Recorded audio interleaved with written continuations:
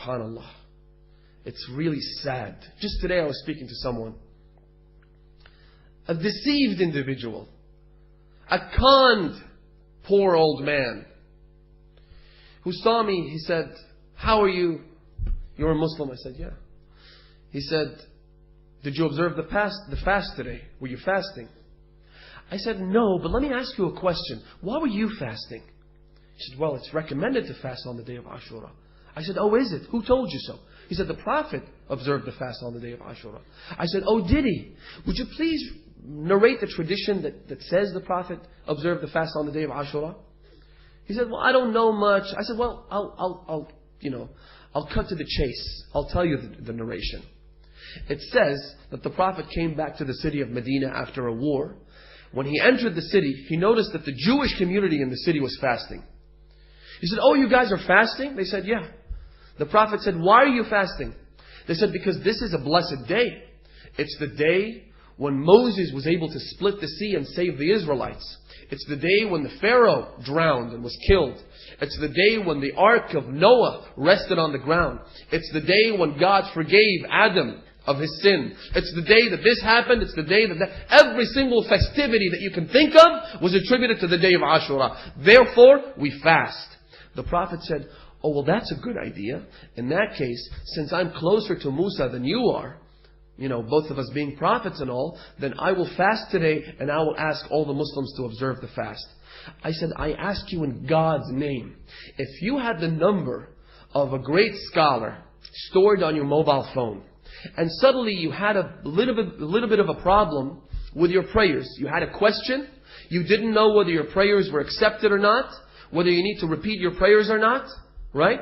Would you suddenly pull the car over, get out of the car, and ask any average John Doe, any person just walking past, would you stop him and ask him for the ruling regarding your prayers? Or would you call the scholar whose number you have stored in your phone?" He said, "Obviously I'd call the scholar." I said, "Rasulullah, the messenger of God, does not ask Allah as to what he needs to do. Suddenly he needs the advice of Jews or Christians?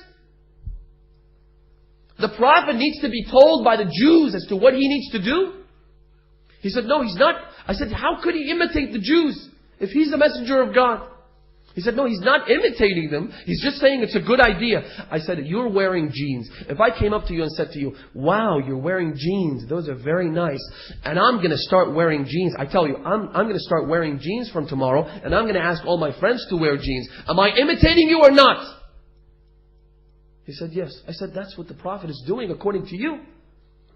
And the saddest, the most tragic thing of all, my brothers and sisters, and I'm sorry that I have to say this, is that after 14 centuries of the tragedy of the day of Ashura, we are yet to receive not an apology, but a statement condemning the death of Imam Hussein. For someone to tell us that, listen, Imam Hussein was killed, and we condemn that. Didn't they condemn the Danish cartoons? Didn't they condemn the insults that were made against the Prophet?